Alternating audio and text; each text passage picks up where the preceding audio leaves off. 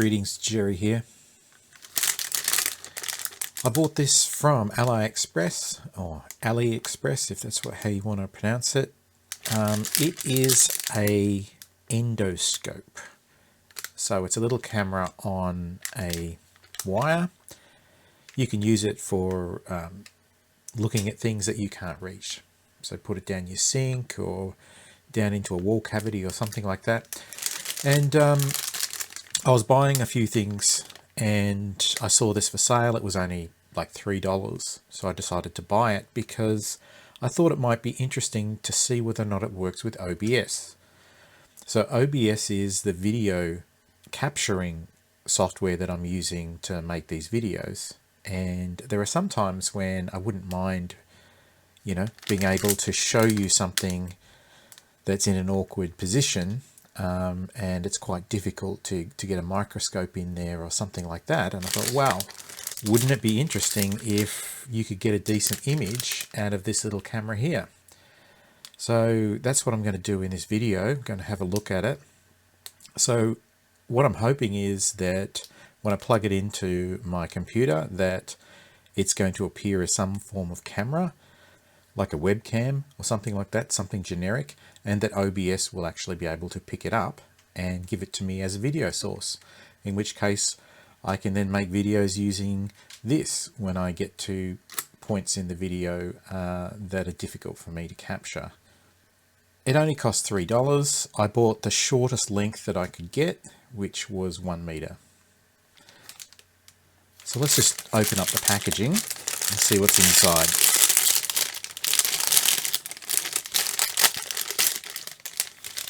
A few little goodies. Okay, get rid of that packaging.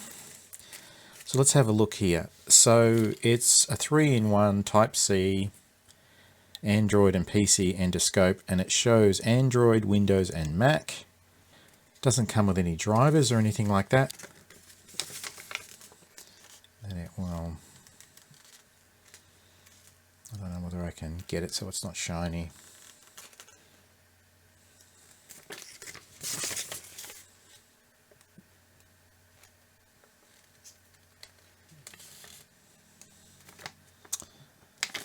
Anyway, we don't read instructions around here. So I deliberately got one that had a USB end connection on it so that I could plug it into my USB hub on my computer. And it does come with adapters. So it actually comes with, okay, so that's actually an adapter. So that's a micro USB, is it micro? That's the sort of D-shaped end there.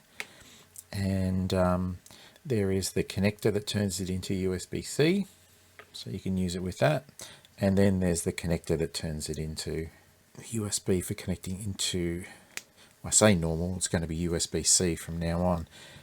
Anyway, so we've got that, and it looks like there is, let me get rid of this.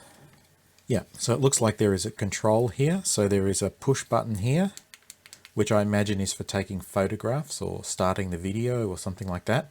And there's also what looks to be a volume control on the side there, which I'm guessing is for the intensity of the light.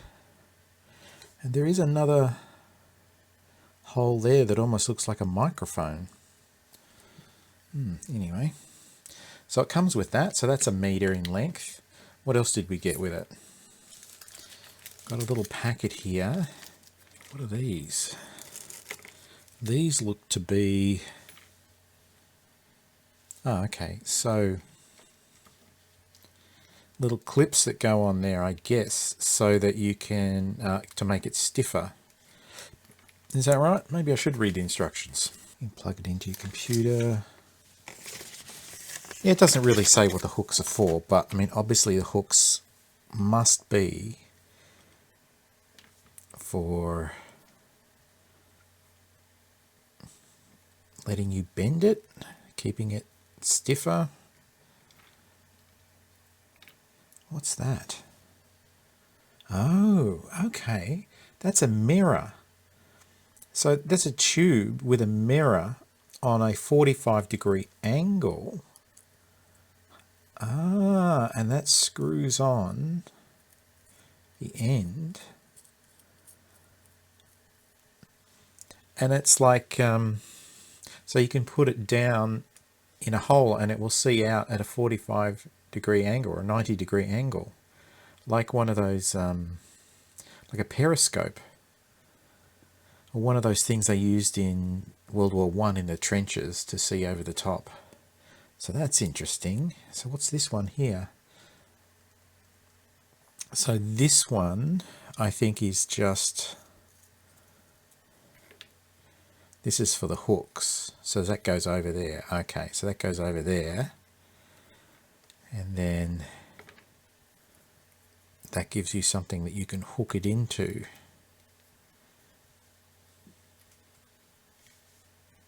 So I'm guessing you can stick it down into a hole and then you can pull it around, maybe? What's the spring used for? The spring is a magnet. Ah, okay. So you're trying to fish out something magnetic like a screw that's gone down into an engine block. Yes, of course. And so you're able to hook this in.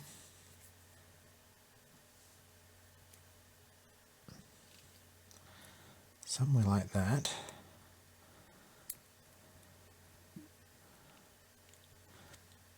Yeah, so you're able to put it like that, and then you can put it down into an engine or somewhere like that, and oh, and pick something up, and you can actually see. Wow, okay, that's way more neat than I thought it was. And the same thing with this. This is a hook for hooking things out. That's actually pretty neat. That's way more useful than I thought it would be. So let's take a look at this. So this is a little bit stiff, but not incredibly stiff. It's definitely not going to hold in shape if you bend it at right angles and things like that.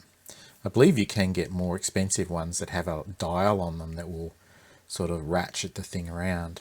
But like I said, this was $3, and it's, for me, it's what I hope is that I can have something awkward, you know, something that I want to get down and show a video of, and I can stick it inside something and, you know, get down to this level. I was actually thinking of some cassette decks that I'm hoping to repair soon, and they've been stored in a shed, and they've got cobwebs on all over them, and I'm a little bit concerned about redback spiders being inside them. And I thought, oh, I'll poke something like this in. That would be really great. Now you may think I'm joking about the redback spiders. I will just put a little clip of me finding a redback spider just last weekend when I went and overturned a wheelbarrow that I hadn't used for a couple of months. And there was a big fat redback spider sitting under there.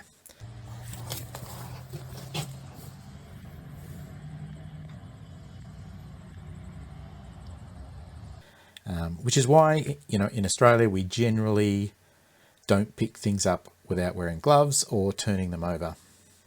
Not that redback spiders will kill you.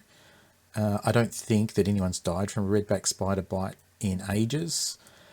I think if you're a small child or you're somebody who has a pre-existing condition, like perhaps a heart condition or something like that, you can die from a spider bite.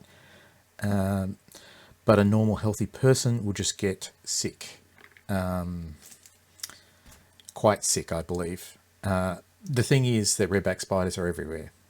You generally will come across them all the time. But the thing is they're not aggressive spiders, and they don't like light. So they're always hiding in dark spaces, and the moment that you turn something over that has a spider in it, it will want to get away from you as quickly as possible. But of course, if you reach underneath something and you sort of put your hand on a spider, of course it's going to reach out and bite you. So yeah. All right. So let's do that. So what I'm going to do is I'm just going to plug this into a USB hub on my laptop, which is running OBS, and OBS is recording what we have now. And if it turns up as a normal USB video device, I should be able to start recording from it. Let me just plug it straight into the hub that's connected to my laptop. And immediately I've got some light happening, definitely getting power. So then I might just look at the device manager of my computer and just see what's there. Yes, and if I plug it in, it comes up as HD camera. I'm just going to create another source in OBS, and I'm going to go camera capture. Okay.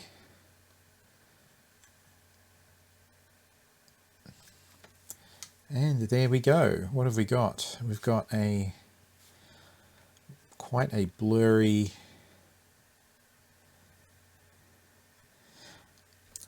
signal. Okay, temperature isn't great, but so if it's far enough away, I guess it's fixed length focus. So I've just been doing a little bit of tiling, so my fingernail doesn't look right. So that's about, I don't know, 10 centimeters away from my finger. Here's my little fine pitch thing. Actually, it's not as bad as I thought. You know? All right, let me get the tape deck I was talking about, and we'll give it a real try and see what happens. Okay, so here's a tape deck that I'm thinking of repairing. So I might see if I can show you the inside of it, somewhere where I normally wouldn't be able to get to. So I'll put the camera in there. Yeah, okay. Let me see if the brightness can be adjusted. It's got a little wheel on the side here. Oh, okay. Yes. So let me just... Cool. All right. So we're inside the tape deck unit, having a bit of a squiz.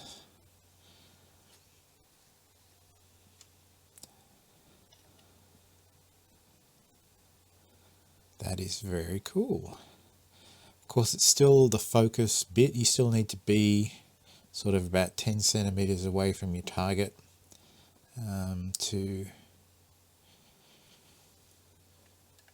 to get it in focus. But yeah, that's definitely somewhere where I wouldn't be able to easily show you. Let me turn this around so that I can get to it a bit more easily. So there's the playhead there. So can I see whether or not the playhead is dirty or not? It's very difficult. So there it is. You can just see the playhead there. Now I wonder about that 45-degree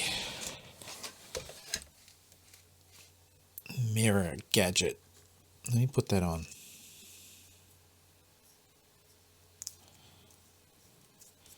So it does screw on.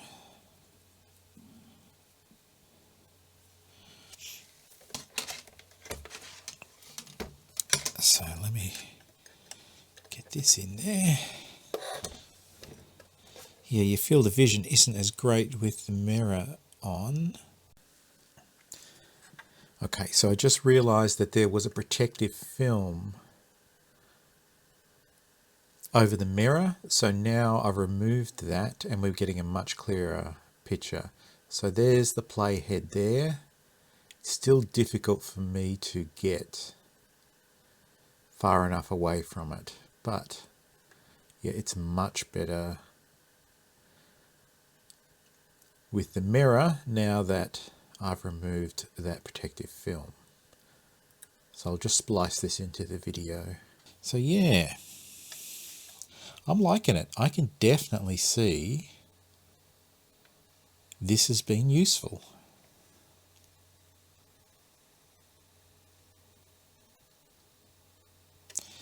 So I wonder if it's would be of any use.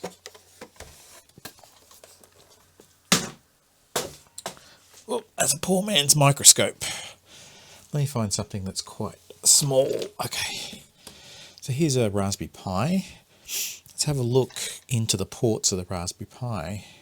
So let's say we were looking for bent pins on the ports. So we're in the Ethernet port there. You can clearly see the pins in there. And there's the USB ports.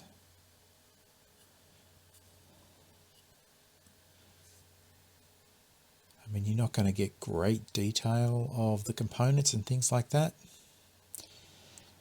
But, you know, what do you want for $3? That's amazing, really. Amazing value. Some other things. But the focus is, like I said, it's fixed. You really need to get away from it. And I wonder if I could, how would it go if there's my soldering station. Oops, I've got to twist it to get it the right way up. Can you see the dial on that? Yeah, it's not great. That's okay. I can definitely see myself using this. It is a decent enough tool, I think. It's a neat enough little thing, especially for the price. Definitely I would be reaching for this if I drop a screw down inside somewhere and I can't retrieve it, and then I can get the little magnet, stick it on there and find my screw. That could be incredibly useful, actually.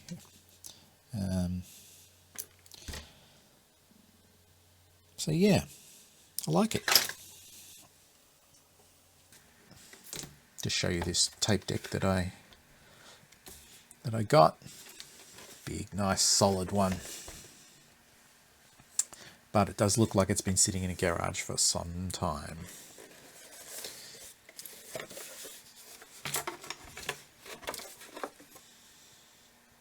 Looks in reasonable condition though, the battery portion of it anyway. Anyway, this will be something for a future video. Well, I hope you enjoyed that. I'll leave a link to this model that I got if I can find it. They're all over AliExpress, and you shouldn't have any trouble picking one up for cheap as well, if that's the sort of thing that you want. If you're enjoying this content, please think about subscribing to my channel, giving me a thumbs up, all that good stuff, and I will catch you on the next one. Ciao.